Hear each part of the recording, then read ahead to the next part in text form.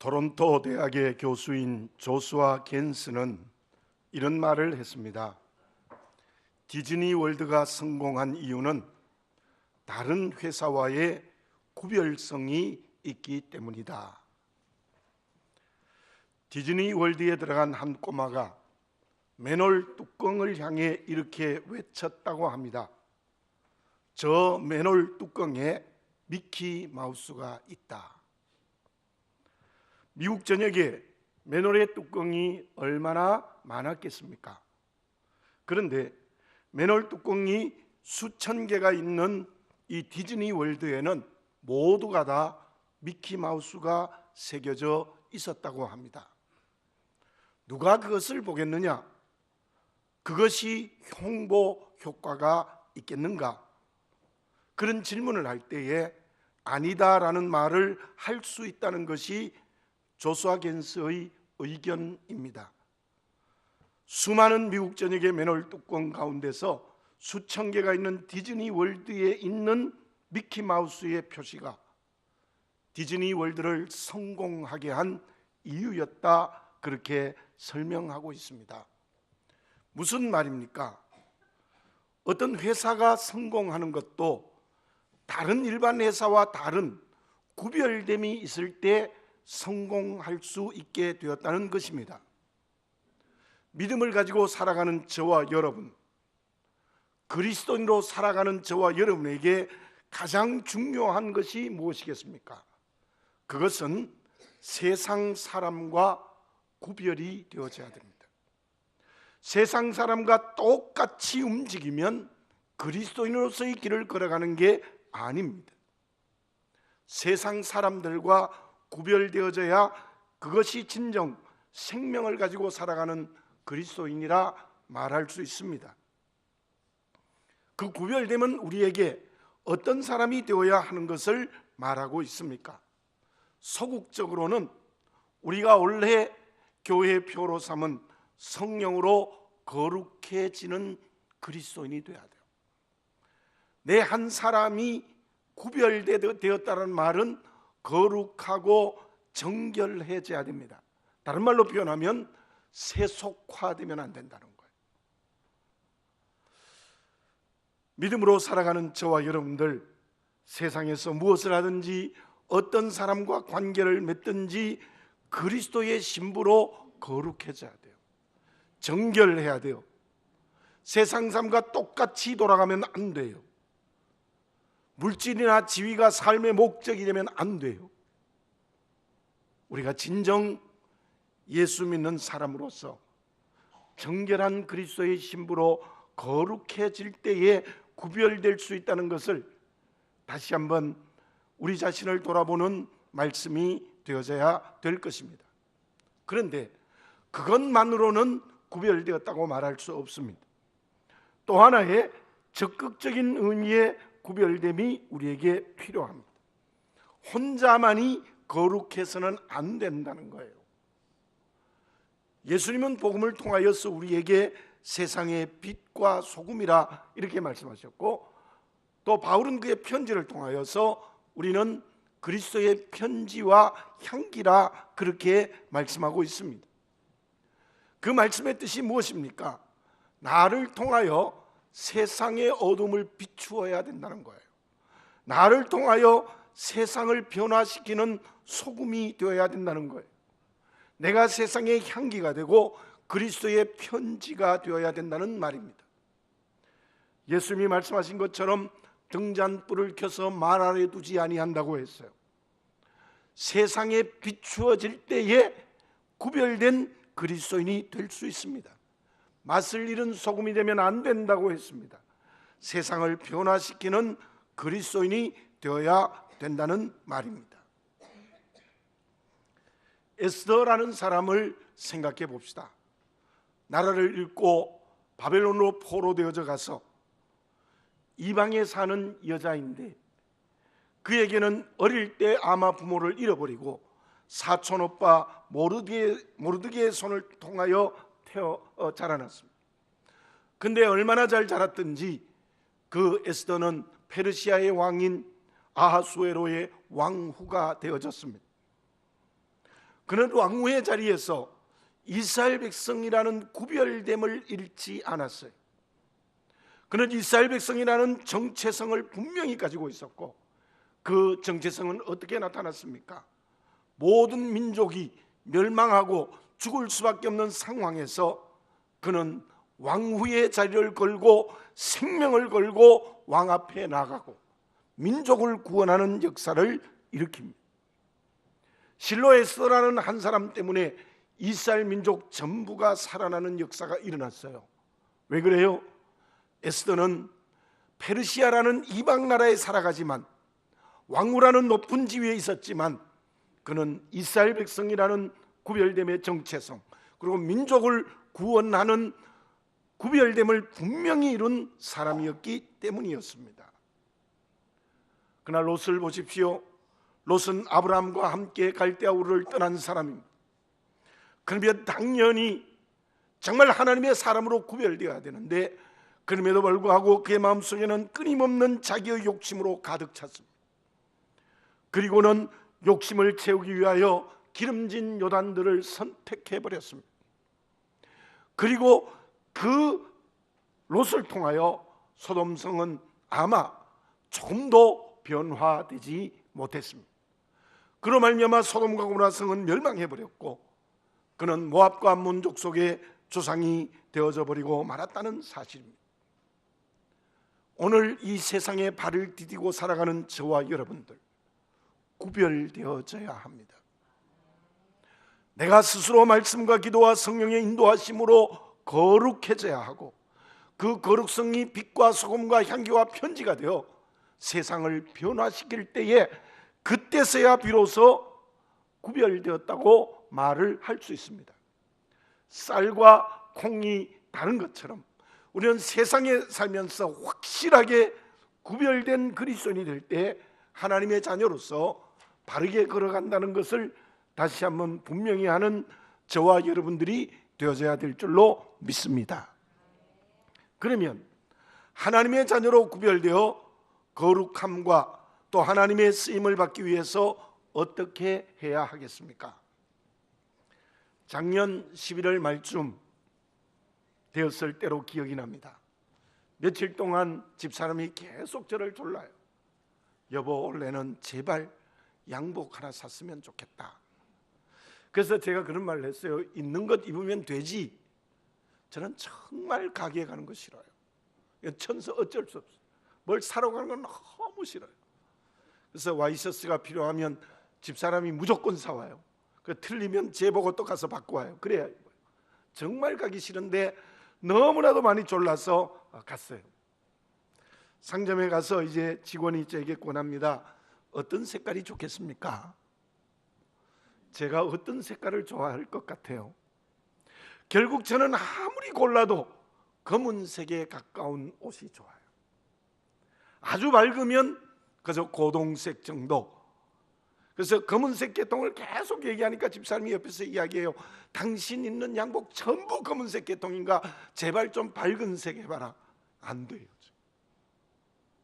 안 되고요. 안 돼. 자꾸만 검은색 계통을 좋아하게 되고, 결국 제가 생각하기에 가장 밝은 옷을 선택한 것이 지금 입은 옷입니다. 그래서 직원이 저보고 이런 얘기를 해요. 사장님 굉장히 보수적이시네요. 그래요. 내가 사장도 아닌데 갑자기 사장이 됐어요. 그게 안 되는 거예요. 저는 가서 양복 색깔을 결정하면 자꾸만 어두운 색깔, 검은색 계통을 결정하게 되는 거예요. 이건 제 마음이에요. 제 주권이에요. 직원이 아무리 졸라도, 아내가 많이 졸라도 안 되는 거예요. 자, 오늘 본문의 말씀을 좀 더 이해를 해봅시다. 앞에 있는 3절에 보면은 바울이 다메섹으로 예수 믿는 사람을 잡으러 가다가 예수님을 만나죠. 그래서 강한 빛에 의하여 그 자리에 쓰러져 버렸습니다. 앞은 보지도 못하고 먹지도 못하는 상황이 되어져 버렸어요. 그때 하나님이 그리스도인인 아나니아를 찾아가 이렇게 말합니다. 오늘 본문의 앞부분인 11절에 보면은 너는 직가라는 거리로 가라. 거기에 가면 유다의 집에 있는 다소의 사람 사울을 찾아라. 그 사람이 지금 기도하는 중이라. 그렇게 말했습니다. 그리고 12절에 보면 너가 가서 안수하여 기도하면 보게 되고 먹게 될 것이다. 그렇게 하나님이 이 아나니아를 찾아가서 그렇게 말씀하셨어요. 그때 아나니아가 앞부분에 있는 13절과 14절의 내용이 무엇인가 하면 못 갑니다. 그 바울이라는 사람은 예수 믿는 사람을 핍박하고 심지어 죽이는 데 내어준 사람인데 어떻게 제가 그 사람을 위하여 기도할 수 있겠습니까? 그때 주신 말씀이 오늘 본문의 말씀 15절과 16절의 말씀입니다. 제가 15절을 읽어보겠습니다. 주께서 이르시되 가라. 이 사람은 내 이름을 이방인과 임금들과 이스라엘 자손들에게 전하기 위하여 택한 나의 그릇이라. 이방인과 임금들과 이스라엘 자손들에게 주의 이름을 증거하기 위한 택한 나의 그릇이라. 바울은 주님이 선택한 그릇이라는 것입니다. 바울이 주님을 선택한 것이 아닙니다. 주님이 바울을 선택한 그릇이라는 거예요. 선택한 그릇이라는 말은 두 가지 요소가 있습니다. 첫째로는 주님의 절대적 주권에 의해서 결정되어졌어요. 바울의 공로, 바울의 장점 상관없어요. 바울이 어떤 결단을 한 게 아니에요. 오직 예수님의 절대적 주권, 다른 말로 하면 하나님의 절대적 주권에 의하여서 바울을 택했다는 거예요. 두 번째로 그 말씀을 다르게 얘기하면 무엇입니까? 바울이 하나님의 택한 나의 그릇이 될 수 있는 것, 주님의 택한 나의 그릇이 될 수 있는 것은 절대적인 하나님의 은혜였어요. 수많은 색깔의 양복 중에 검은색 계통을 결정하는 것은 저의 주권이에요. 내 마음대로 해요. 아무리 직원이 뭐라고 권해도, 아무리 아내가 무엇을 구하라 해도 저는 안 해요. 제 주권은 검은색 계통의 양복을 결정하는 제 주권이 확실해요. 사람도 그런데 하물며 전능하신 하나님께서 사람을 선택할 때 어떻게 하시겠습니까? 우리 하나님의 절대적 주권으로 하나님의 은혜로 하는 것입니다. 바울은 그것을 깨달았어요. 그래서 그는 에베소서 1장 4절에서 이런 고백을 합니다. 창세 전에 그리스도 안에서 우리를 택하사. 바울은 뭐라고 고백하느냐 하면 이 세상이 만들어지기 전에 하나님이 나를 선택하셨다는 거예요. 하나님의 절대적 주권으로 나를 복음의 일꾼이 되게 해주셨다는 분명한 고백을 하고 있는 것을 여기에서 볼 수 있습니다. 누가 예수 그리스도의 신부로 거룩해집니까? 누가 하나님의 일꾼이 될 수 있겠습니까? 여러분, 저와 여러분들 모두의 가장 중요한 고백은 나는 하나님의 택한 그릇이라는 고백이에요. 하나님의 절대적 주권으로 나는 하나님의 자녀가 되었고 하나님의 은혜로 하나님의 자녀가 되었다는 확실한 정체성의 고백이 있어야 된다는 말입니다. 세속화되지 않고 거룩해졌다. 하나님의 일을 하는 사명의 길을 걸어가는 사람은 전부 하나님의 은혜로 서야 돼요. 하나님의 은혜로 내가 구원받지 않았습니까? 하나님의 은혜로 주의 일꾼 되지 않았습니까? 그곳에 내 공로가 들어가면 안 돼요. 그곳에 나의 다른 어떤 것들이 들어가면 절대로 안 돼요. 우리가 정말 거룩해지고 정말 주의 일꾼이 되는 구별된 그리스도인이 되기 위해서는 하나님의 은혜 앞에 설 때 가능해요. 하나님의 절대적 주권 앞에 설 때 가능해요. 다른 말로 표현하면 나는 하나님의 택한 그릇입니다. 하나님의 택한 그릇입니다라는 것이 분명해야 돼요. 제가 얼마 전에 베드로에 대한 설교를 여러분에게 드렸습니다. 베드로가 믿음에 성공을 하고 실패하는 이유가 어디에 있다고 말씀드렸습니까? 자기 능력에 매이면, 하나님의 은혜가 아닌 자기 능력에 매이면 언제나 믿음은 실패해요. 거룩해질 수 없어요. 주의 일꾼이 될 수 없어요. 그래서 그는 십자가를 만류하다가 사단이 되었고, 예수님을 3번이나 맹세하고 부인하며 부인했던 것 전부 어디에서 오느냐? 자기의 능력, 자기의 주권을 붙들었기 때문이었어요.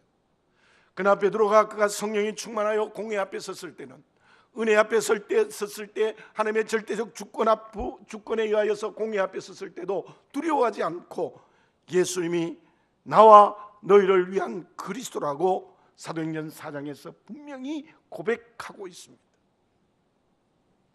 바울이 길리기아 다소에서 태어났어요. 이방 지역에서 태어났습니다. 헬라 철학의 도시이고 동서양이 합류되는 지점이에요. 그래서 거기에는 로마의 문화도 있고 동양의 신비주의도 있어요. 바울은 어릴 때 태어난 수부터 헬라 철학을 공부했고, 그리고 로마의 세계관과 동방의 신비주의도 공부했어요. 가말리엘 문화생이 되어서 율법을 철저하게 교육받았고, 그의 부모로 인하여 로마의 시민권도 가지고 있었어요. 바울이 태어나서 그렇게 살아온 모든 것도 하나님의 은혜예요. 그래서 바울이 고린도전서 15장 10절에서 나의 나된 것은 하나님의 은혜라고 표현하지 않습니까? 왜냐하면 하나님께서 이미 바울을 이방 선교에 선택한 그릇으로 삼으시는 하나님의 뜻이 있어서 그를 다소에 태어나서 헬라 철학을 알게 하시고, 동방의 신비주의를 알게 하시고, 로마의 세계관을 알게 하시고, 율법을 가말리엘 문화생으로 공부하게 하시고, 로마의 시민권도 가지게 하셨습니다. 다 은혜였다는 겁니다. 전부 은혜였다는 겁니다. 사랑하는 교우 여러분들, 내가 지금 이 자리에까지 오면서 좋은 일도 있었고 어려운 일도 있었고 눈물이 나는 일도 있었고 기뻐 뛰는 시간도 있었습니다. 내가 어머니 아버지로부터 태어나서 여기까지 온 것 모두가 다 하나님의 은혜로 여기까지 왔다는 믿음을 가지시는 여러분들이 되시기를 바라겠습니다. 그리고 이제 하나님의 자녀로 구원받은 것도 은혜로, 내가 주님의 일꾼 되었것도 은혜로, 하나님의 절대적 주권을 인정하는 오직 하나님의 은혜, 다시 말씀드리면 하나님의 택한 그릇이라는 분명한 믿음을 가질 때 거룩해집니다. 주의 일꾼 될 수 있습니다. 저는 여러분에게 몇 번 말씀을 드렸습니다만, 저는 어릴 때 너무 사랑을 많이 받고 자랐어요. 그야말로 과잉보호 속에 자랐어요. 너무 유약하게 자랐어요. 정말 여러 육남매 중에도 오직 저만 사랑받고 자라났어요. 그래서 어떤 선택을 바르게 결단하지 못하고 좀 강한 면이 없는 부분이 제게 있어요. 인격 속에 있어요. 하나님 저를 좀 강하게 태어나게 하시지요. 좀 더 강하게 했으면 목회하는 데 도움이 되지 않았겠습니까? 저는 다시 분명히 고백할 수 있어요. 그런 아버지 어머니 밑에서 그런 할머니의 사랑을 받으면서 그렇게 어린 시절에 자란 것도 하나님의 은혜라고 고백할 수 있습니다. 여러분들 힘든 것, 어려운 것, 약점까지도 정말 하나님 앞에 제대로 서면 은혜가 될 수 있어요. 그릇입니다. 주님의 그릇입니다. 택한 주님의 그릇입니다. 하나님의 절대적 주권에 의한 은혜 앞에서는 우리들이 될 때 정말 그리스도의 신부로 정결하고 거룩해지고 세상의 빛과 소금과 향기와 편지가 될 수 있는 구별된 그리스도의 길을 걸어갈 수 있다는 것을 바울을 통하여 다시 한번 분명히 보는 저와 여러분들이 되어져야 될 줄로 믿습니다. 그러면 하나님의 은혜로 거룩해지고 하나님의 일을 하는 사명의 길은 무엇을 통해서 이루어지겠습니까? 어떤 교수님이 쓴 글을 읽고 마음속에 그렇다라고 생각한 글이 있어요. 지난해 KBS의 연예 대상을 김종민이라는 연예인이 받았어요. 저는 그것을 보지 못했습니다만 그 글에서 알게 되어졌습니다. 모든 사람이 의아했다고 합니다. 우리가 잘 아는 유재석이나 강호동이나 신동엽 같은 사람이 대상을 받지 않고 김종민이라는 연예인이 받았다는 거예요. 김종민이라는 사람은 여러분들 어떻게 보입니까? 어리바리해 보이지요. 예. 또 프로그램에 나와서도 있는 듯 없는 듯 해요. 그런데 놀라운 것은 그가 방송 대상을 받고 난 다음에 방송국에서나 시청자들 대부분이 인정했다는 거예요. 유재석이가 봐도 트집을 받는 경우가 있었는데 트집이 전혀 없었대요. 그 이유는 교수님께서 이렇게 설명했습니다. 김종민의 마음에는 진실이 있다. 진실이 있다. 김종민이는 삶과 연예 그 방송국 프로그램에서 MC를 할 때가 다르지 않대요. 똑같대요. 겉과 속이 똑같대요. 그는 연예인의 지위를 한 번도 이용한 적이 없고 언제나 겸손과 배려의 마음을 가지고 살아가고 또 프로그램 MC를 했다는 것입니다.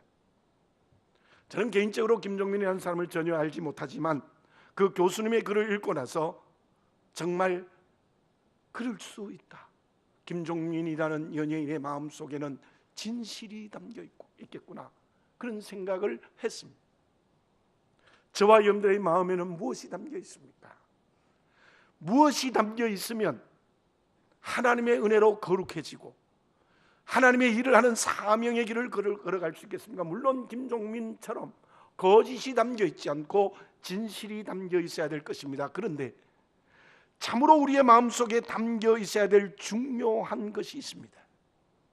바울은 처음에는 그 마음속에 율법이 담겨 있었습니다. 바울은 마음속에 담겨있는 율법과 그 세칙을 지키기 위해서 혼신의 힘을 다했습니다. 그리스도인을 핍박하고 심지어 스데반에게 돌로 치고 스데반이 죽었을 때 증인으로 서는 일까지 감당한 사람이고, 오늘 본문의 말씀도 다마스커스에 있는 예수 믿는 사람을 잡아서 제사장에게 넘겨주기 위하여 살기등등하게 가고 있었던 것입니다.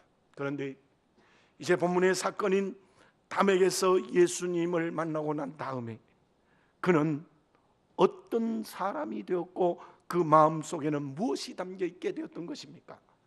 바울은 고린도후서 4장 7절에서 이런 고백을 합니다.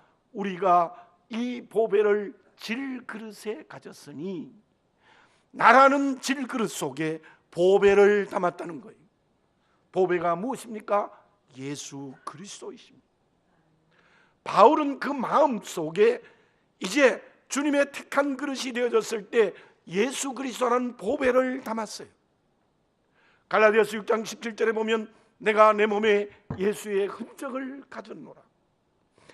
물론 그는 실제적으로 외적의 주님 때문에 당한 상처가 있었을 것입니다. 돌에 맞고 39대 태장을 맞았으니 어찌 그 흔적이 없겠습니까? 그러나 내가 내 몸에 예수의 흔적을 가졌다는 고백은 내 마음 속에 예수님이 전인격 속에 주님이 담겨 있다는 거예요.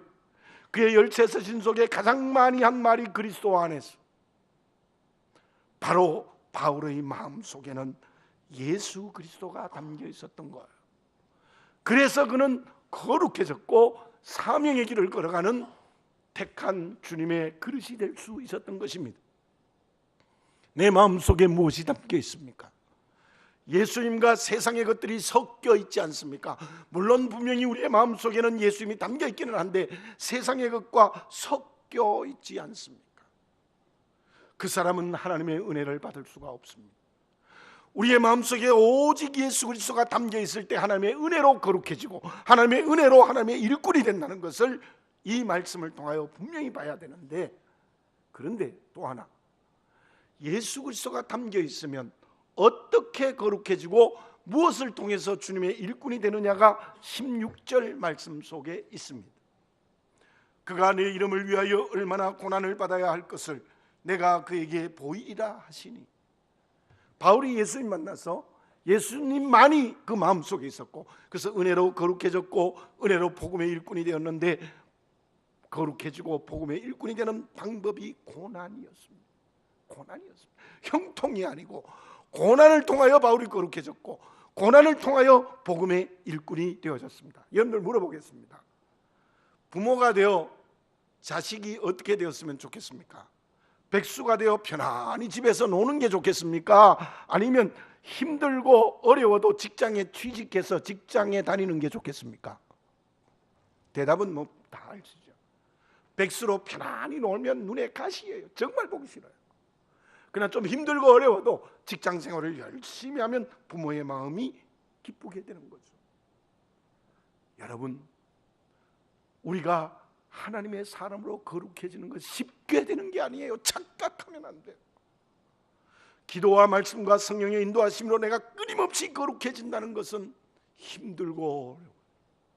공부하는 게 어려운 것처럼 우리가 하나님의 사람의 인격으로 바뀌는 거룩함은 고난을 통하여 이루어져요.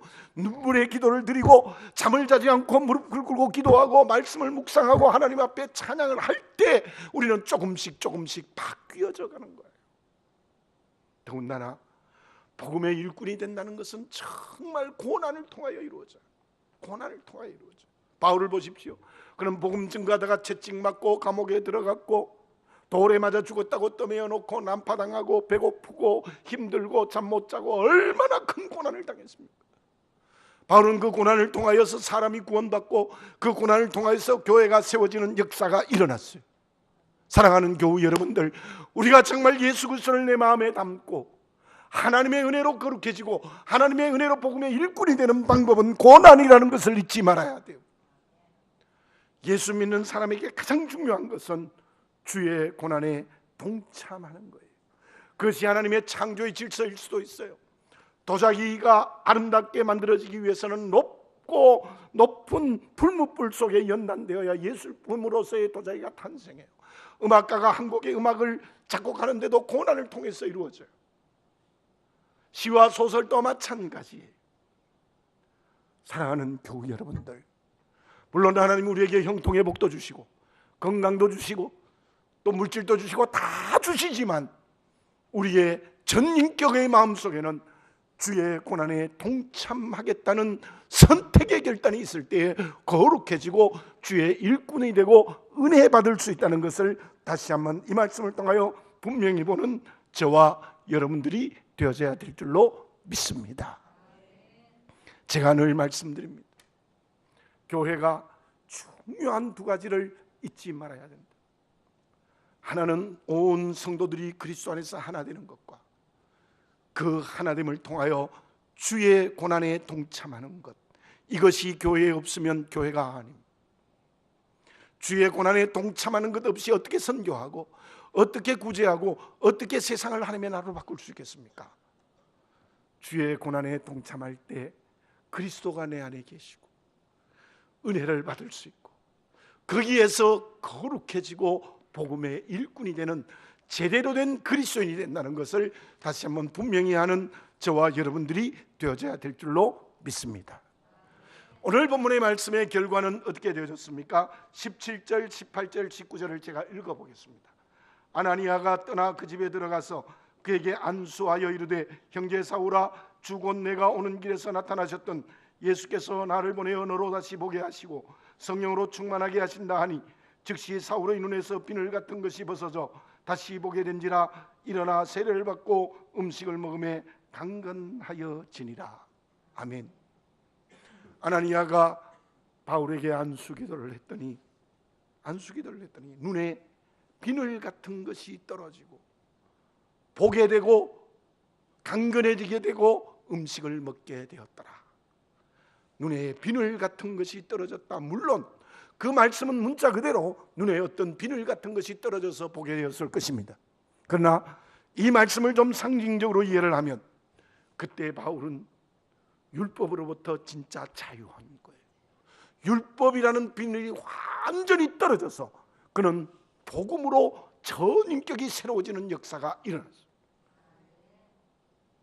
그리고 저는 이때 하나님께서 바울에게 또 하나 주신 것은 복음의 능력, 복음의 일꾼이 되기 위해서 성령의 능력이 충만하게 주었다는 것이 틀림없습니다. 왜냐하면 가서 안수기도하면 하나님 말씀하셨거든요. 성령이 충만하게 될 것이라고 말씀하셨거든요.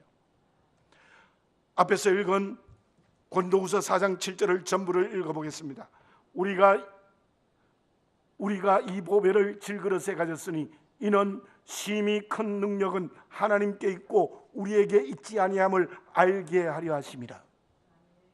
주님의 그릇이 되면요, 예수 그리스도가 내 마음에 온전히 살아계시면요, 나는 주의 능력, 성령의 능력의 사람이 되는 거예요. 바울의 눈에서 비늘 같은 것이 벗어졌다는 것은 율법에서 자유하여 복음으로 돌아왔고 복음을 증가하는 성령의 능력이 주어졌다는 거예요. 여러분, 저와 여러분들이 진정으로 주의 고난에 동참하는 그리스도인이 되면, 그로 말미암아 그리스도가 내 안에 계시고 그 안에 계신 그리스도의 은혜로 거룩해지고 주의 일꾼 되면 우리는 정말 똑똑하게 내 전인격이 복음화되고 성령의 능력으로 복음의 일꾼의 길을 걸어가는 역사가 일어나게 되는 줄로 믿습니다. 우리말에 소 잃고 외양간 고친다는 말이 있습니다. 그 말은 대부분 부정적으로 사용합니다. 소를 잃어버렸는데, 도둑이 훔쳐가 버렸는데 외양간 고치면 뭐하냐라는 부정적인 의미입니다. 그러나 저는 여러분에게 말씀드립니다. 소 잃고 외양간 고쳐야 돼요. 소 잃고라도 외양간 고쳐야 소를 다시 사서 거기서 도둑 맞지 않고 기를 수 있지 않겠습니까? 바울이 그래요. 소 잃고 외양간 고친 사람이지 않습니까? 그는 스데반을 죽인 사람이에요. 온갖 핍박을 당한 복음으로는 완전한 실패의 길을 걸어갔던 사람입니다. 손을 다 잃어버린 인격의 외양간의 길을 걸어갔던 사람 아니겠습니까? 그러나 그가 다시 예수님을 만나서 그 인격의 외양간을 성령으로 고치니, 다시 말씀드리면 택한 나의 그릇이 되었더니, 우리 기독교에 있어서 바울이 없었으면 우리 기독교 신학이 정립될 수 없고 어떻게 복음이 로마에까지 증거되었겠습니까? 얼마나 크게 쓰임받았습니까? 왜요? 소 잃고 외양간이라도 고쳤기 때문입니다. 여러분, 지금 혹시 믿음의 실패를 했습니까? 지금 혹시 상처로 얼룩져 있습니까? 지금 혹시 은혜를 잃어버리고 방황하고 있습니까? 아니면 어떤 일 때문에 절망하고 있습니까? 오늘 이 말씀을 들으시기를 바라겠습니다. 여러분의 인격의 외양간을 고치시기 바랍니다. 그 인격의 외양간을 고치는 것은 택한 나의 그릇이 되는 겁니다. 예수님의 택한 나의 그릇으로 돌아오면 여러분들 내 인격 안에, 내 삶 안에 많은 소들이 자라는 하나님의 축복의 길을 다시 걸어갈 수 있을 줄로 믿습니다. 기도드리겠습니다. 사랑하는 아버지 하나님, 다시 한번 나를 보게 해주시옵소서.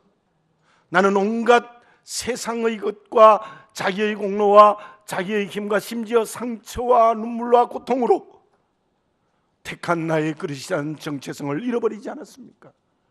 주여, 내 마음속에는 누가 계십니까? 무엇이 있습니까? 오직 예수 그리스도가 내 마음속에 있어서 그 주님을 위하여 고난당할 줄 아는 믿음의 길을 걸어가는 저희들 되게 해 주시옵소서. 그때 하나님의 은혜가 임재하고 그 은혜로 말미암아 거룩해지고 그 은혜로 말미암아 주의 향기와 편지, 빛과 소금이 되는 역사가 일어나게 될 줄 믿습니다. 주여, 내 인격의 외양간이 소를 잃어버리고 절망하고 상처로 울고 있지 않습니까? 성령이여 기름 부어 주시옵소서. 성령으로 이 시간 나에게 역사하여 주시옵소서.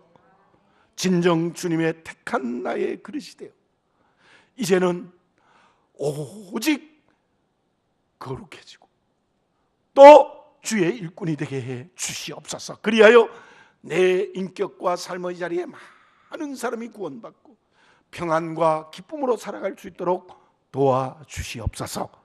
아버지 하나님, 나는 주님의 택한 그릇이라는 그 정체성을 잃지 않고 살아가는 살아있는 그리스도인, 매력적인 그리스도인의 길을 걸어갈 수 있도록 도와주시옵소서.